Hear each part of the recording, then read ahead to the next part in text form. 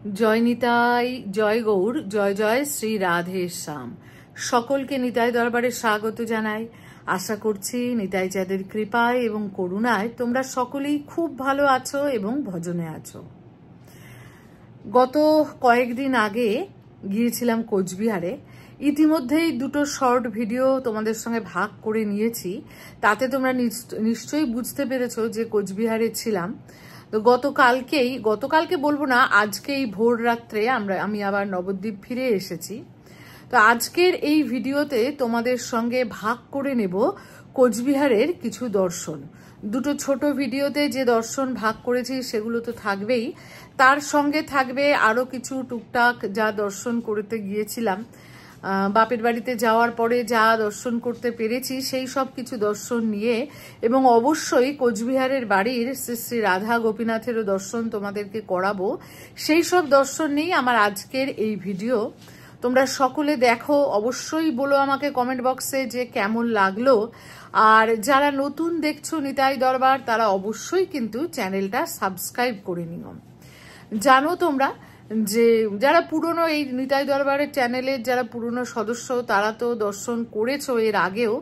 তো যেহেতু অনেকদিন পরে আবার গেলাম, তাই তোমাদের জন্য সেই দর্শন নিয়ে এলাম। আশা করছি তোমাদের আরেকবার দর্শন করতে খারাপ লাগবে না। আর যারা নতুন আছো তারা তো অবশ্যই আজকেই হয়তো প্রথম দর্শন করবে। কারা কারা কোচবিহারের আগে গেছো কমেন্ট করে কিন্তু অবশ্যই জানিও। চলো দর্শন ভাগ করে নেই। আর আজকে আমি অক্ষয় তৃতীয়ার দিন, আজ অক্ষয় তৃতীয়ার দিনই কিন্তু আমি ফিরেছি ভোরবেলাতে। আর আজকে আমাদের জলকেলিও আছে, সেই জলকেলির ভিডিও তোমরা হয়তো দর্শন করে নেবে, তারপরেই এই ভিডিওটা পাবে। তো যাই হোক, তবুও আমি অক্ষয় তৃতীয়ার দিন সেহেতু তোমাদেরকে একটুখানি শুভেচ্ছাও জানিয়ে দিলাম। চলো এবার কোচবিহারের দর্শনগুলো একবার দেখে নিই। কোচবিহারে আসবো অথচ তোমাদেরকে বাড়িতে গোপীনাথ দর্শন করাবো না, তা তো হয় না। এই হচ্ছে গোপীনাথ দর্শন করো। যারা আমার এই ভিডিও, আমার চ্যানেল নিতাই দরবার পুরনো সাবস্ক্রাইবার, যারা আগের ভিডিও দেখেছো তারা জানো আমার বাড়িতে এই শ্রীবিগ্রহ সেবা হয়। যারা আজকে নতুন দেখছো তাদের জন্য বলি, এই শ্রীবিগ্রহ আমাদের বাড়িতে কবে থেকে সেবা হচ্ছে জানি না, কারণ কোচবিহারে আমার পূর্বপুরুষকে মহারাজারা নিয়ে এসেছিলেন আজ থেকে প্রায় 200 বছর আগে। তখন কিন্তু তারা যে এসেছিলেন, কনৌজ থেকে এসেছিলেন, তখন তারা 3 ঠাকুর সঙ্গে নিয়ে এসেছিলেন। এই শ্রী শ্রী গোপীনাথ এবং শ্রী রাধিকা বিগ্রহ, আর শ্রী শ্রী দুর্গা মাতা বিগ্রহ, এবং শালগ্রাম শ্রী শ্রী রাজরাজেশ্বর এবং দুর্গা মাতা অন্য 2 জ্ঞাতির কাছে সেবিত হচ্ছেন। দুর্গা মায়ের ভিডিও কিন্তু একটা আছে আমার চ্যানেলে। আর ইনি আমাদের শ্রী শ্রী গোপীনাথ, তিনি কিন্তু কৃপা করে আমাদের কাছে সেবা গ্রহণ করছেন, এবং এনার কৃপাতেই কিন্তু যাবতীয় যা কিছু আমার জীবনে যা কিছু হয়েছে আজ পর্যন্ত, এই যে নিতাই চাঁদের চরণে স্থান পেয়েছি, সবই কিন্তু এনার কৃপাতেই। এবার অনেকের হয়তো মনে হতে পারে, প্রশ্ন হতে পারে যে অঙ্গরাগ করানো নেই কেন।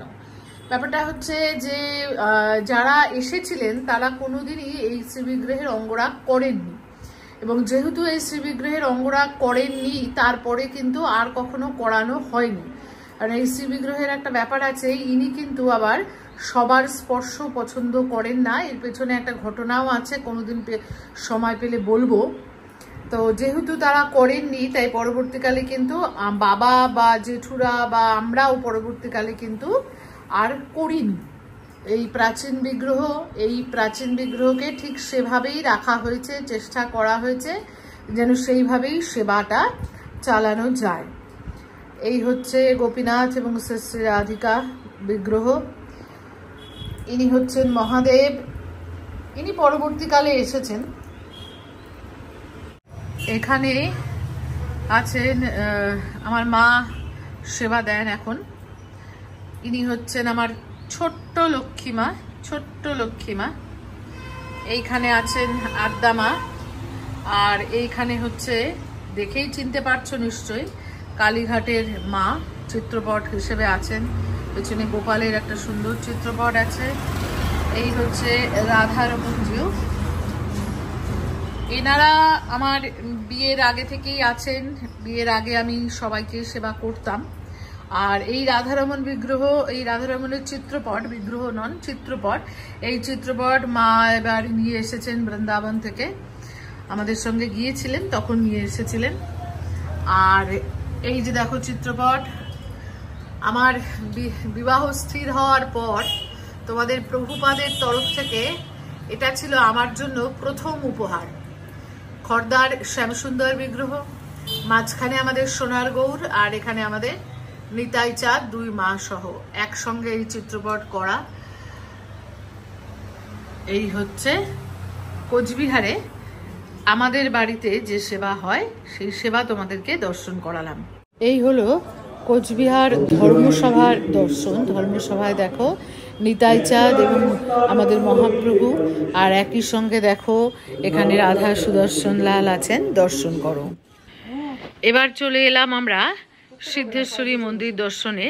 তো মন্দির চত্বরে এই একটা নয় দুটো বৃক্ষ আছে, এখানে মনস্কামনা বৃক্ষ বলে। সবাই দেখো মানে কত জাগতিক কামনা বাসনা নিয়ে এখানে সবাই সুতো বেঁধেছে।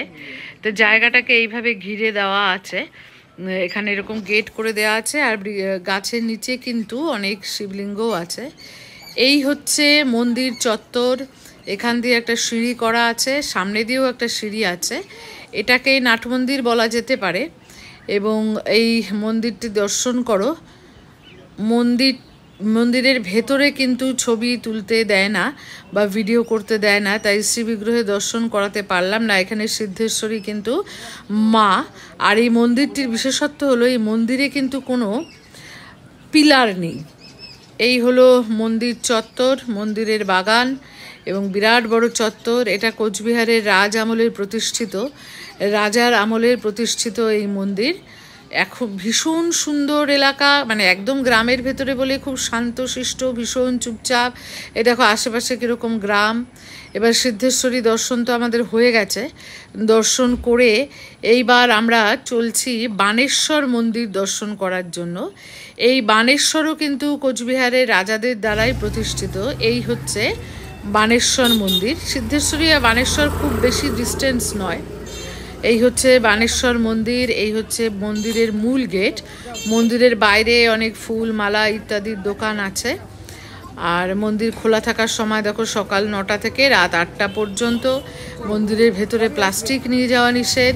আর এখানে মন্দিরের একটা সংক্ষিপ্ত ইতিহাস লেখা আছে যে বানাসুর দ্বারা প্রতিষ্ঠিত যে শিবলিঙ্গ, সেই শিবলিঙ্গই কিন্তু এখানে পূজিত হন। বানাসুর প্রথম এই মন্দিরটি তৈরি করেছিলেন, যা পরবর্তীকালে ধ্বংসপ্রাপ্ত হয়, এবং পরে কোচবিহারের মহারাজা নরনারায়ণ এই মন্দিরটি আবার নতুন করে তৈরি করে দেন। তো মন্দিরে ঢুকতেই প্রথমে এই অফিস ঘর, দেবত্র ট্রাস্ট বোর্ডের অফিস ঘর পড়বে। এইগুলো পার্শ্ব দেবতাদের মন্দির, এগুলো আমরা দর্শন নিশ্চয়ই করব, সবই দর্শন করব। আগে মূল মন্দিরে যাই। এই যে সামনের মন্দিরটা, এটা হচ্ছে মূল মন্দির। আর দেখতেই পাচ্ছ তোমরা সিদ্ধেশ্বরী মন্দিরের মতোই কিন্তু অনেকটা গঠন। এখানে একটা বসবার জায়গা করে দেওয়া আছে। আর এই সামনেটায় দেখো একটা চত্বর। এই মন্দিরটা আগে কিন্তু একটু উঁচুতেই ছিল, মানে এখন যেমন মন্দিরের গর্ভগৃহে কিন্তু সিঁড়ি দিয়ে নেমে তবে আমাদের ভগবানকে দর্শন, মানে শিব দর্শন করতে হয়। কারণ এটা একবার কোচবিহারে ভয়ঙ্কর ভূমিকম্প হয়েছিল, সেই সময় কিন্তু মন্দিরটা বসে গিয়েছিল। তো তারপর থেকে মন্দিরে এখানে গর্ভগৃহ নিচে দেবত্র ট্রাস্ট বোর্ডের দ্বারা পরিচালিত। ভেতরে তো ছবি তুলতে দেয় না, আমি চেষ্টা করছি বাইরে থেকেই তোমাদেরকে একবার দর্শন করিয়ে দেওয়ার। এই দেখো এই দরজাটা দিয়ে ভেতরে ঢুকতে হয়। মন্দিরের বাইরে এখানে একটা জায়গা আছে, এখানে ত্রিশূল আছে, ভক্তরা সকলে মোমবাতি ধূপ জ্বালান। এই যে দেখো এই হচ্ছে দর্শন।